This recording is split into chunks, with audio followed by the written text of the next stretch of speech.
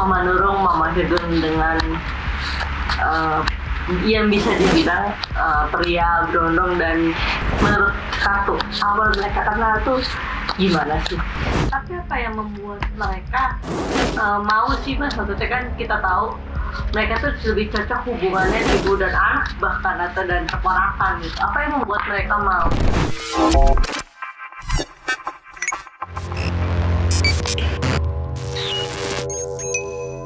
Halo Sensikers, kembali berjumpa bersama saya Denny Darko. Tidak ada yang namanya misteri, yang ada adalah tanda-tanda yang kita semua coba untuk mengerti. Bersama dengan saya, teman-teman dari Intense Investigasi, yang kali ini menambah jam tayang dari Senin sampai Jumat dan Sabtu. Kalau Senin sampai Jumat ini sekarang 5 kali, Sabtu 3 kali, tuh kurang apa lagi. Minggu ya waktu untuk kalian, keluarga, ya yang Nasrani pergi beribadah, masa nonton gosip terus. Halo pemirsa Intense, kita akan coba bahas hal yang berkaitan dengan Ibunda Virgun ya. Saya jujur nggak mengikuti cerita itu, perkembangan, bahkan namanya juga baru tahu setelah tadi disebut. Oh iya. Mbak, ini beneran ya, bukan gimmick, saya benar nggak. Tapi kalau ibundanya itu digosipkan punya hubungan dengan Brondong, itu saya sempat lewat dan lihat. Oke. Oke, Mas, thank you nih waktu hari ini. Mas, terkait yang tadi kita sebut lagi dekat gitu, Eva Manurung, Mama Hedun dengan yang bisa dibilang pria berondong, dan sepertinya drivernya dari Kumala, atau dari Kumala. Itu gimana sih Mas sebenarnya awal, mungkin bisa ditanya awal menurut kartu awal mereka kenal tuh gimana sih? Oke, tapi sebelum saya mulai, Kumala ini saya lumayan kenal sama figur ini, dan iya, dia terkenal dengan kepiawaiannya untuk menciptakan marketing S3 ya, kalau kita boleh bicarakan.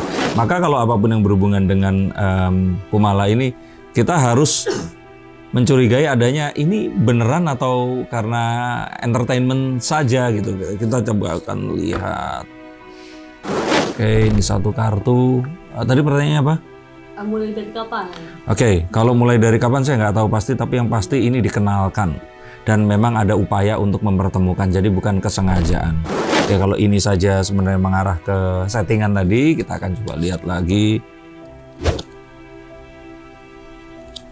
Sepertinya memang ini sebuah upaya dari sebuah rencana untuk kembalinya seseorang. Jadi kalau saya kira ini nggak bisa kita artikan begitu saja sebagai sebuah hubungan yang serius, tapi ini saya yakin dimulai dari sebuah kesengajaan untuk dipertemukan, kesengajaan untuk menimbulkan keriuhan, dan ya ini kalau boleh saya katakan pure entertainment. Jadi ini kata kartu saya.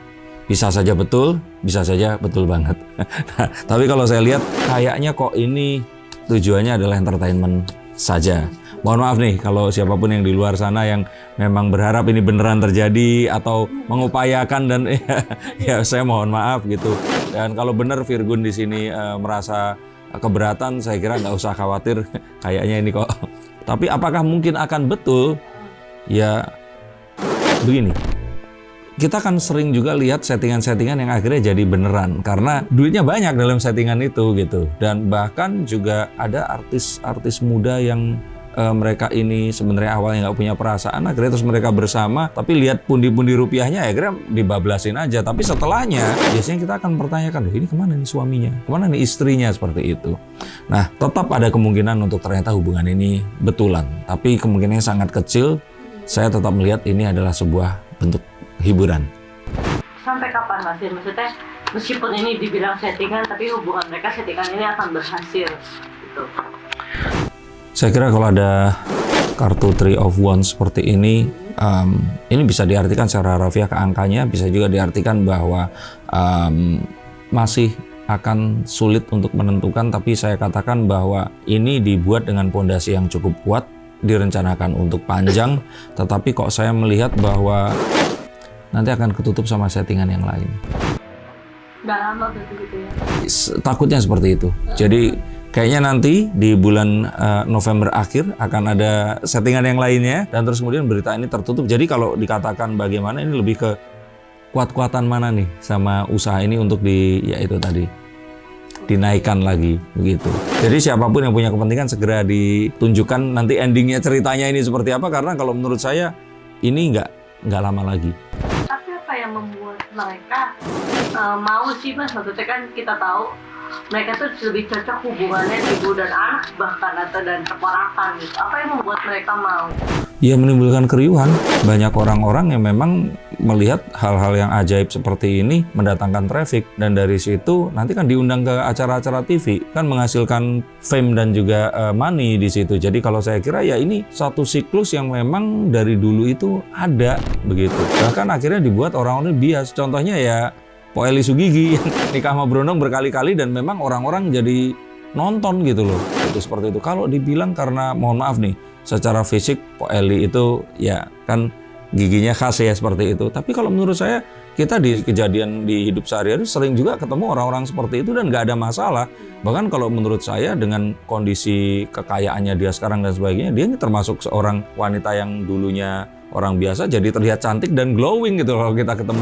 Jadi kalau dia ternyata memiliki sebenarnya pasangan itu gampang ya. Tapi kenapa kok dia akhirnya diberitakan selalu sama Brondong? Karena ya di situ ada berita. Sebenarnya Po Eli ini bisa saja memiliki seorang pasangan yang mungkin seusia dengannya atau lebih tua dan nggak banyak drama lagi. Tapi ya akhirnya kan orang itu lebih melihat bahwa kok ada ya anak muda, nah yang mau sama seseorang yang lebih tua. Jadi bukan lebih ke face-nya tapi lebih ke usia ini tadi. Jadi saat seseorang yang wanita yang sangat dewasa atau tua ini bertemu dengan Brondong, itulah cerita yang akan bisa jadi sebuah komoditas. Lagi yang membicarakan juga emak-emak yang usianya sama gitu, 50-an ke atas, 40-an ke atas. Tapi nanti kira-kira nih kalau menurut aku, siapa yang bisa dibilang kalau zaman sekarang tuh baper duluan? Ya kalau saya bilang ya tetap yang wanita ya. Karena wanita itu mau siapapun, mau bagaimanapun itu bisa baper duluan. Bahkan seorang wanita yang mungkin juga lebih muda atau cantik ketemu dengan seseorang yang mungkin nggak punya hubungan apa-apa, kalau sering ketemu juga jadi memiliki perasaan. Jadi kalau saya kira tetap yang memungkinkan yang wanita. Tapi kalau yang laki-laki kayaknya enggak lah ya. Itu. Tapi maksudnya ini kan mengundang anaknya sendiri, figur marah besar gitu kan, kenapa mau dipeluk-peluk gitu kan. Yeah.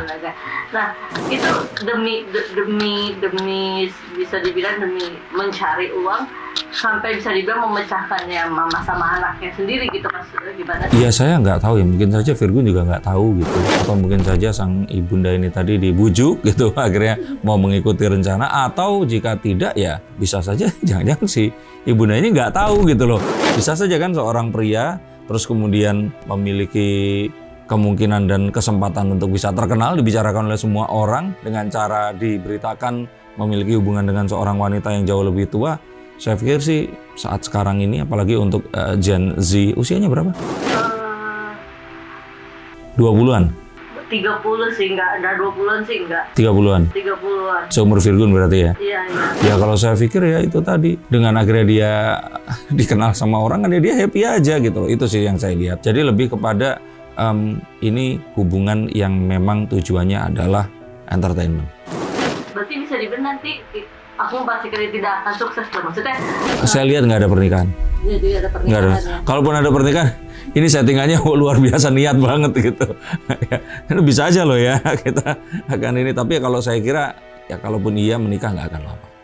Oke. Terakhir, tapi apa sih yang membuat, apa keuntungannya menurut Tarot untuk pemarahnya sendiri? Kan dia bisa dia yang mengenalkan gitu kan, dan mereka berdua itu memang maksudnya memang tujuannya bertiga itu ya, maksudnya untuk mendapat masing-masing keuntungan gitu ya, maksudnya seperti apa sih?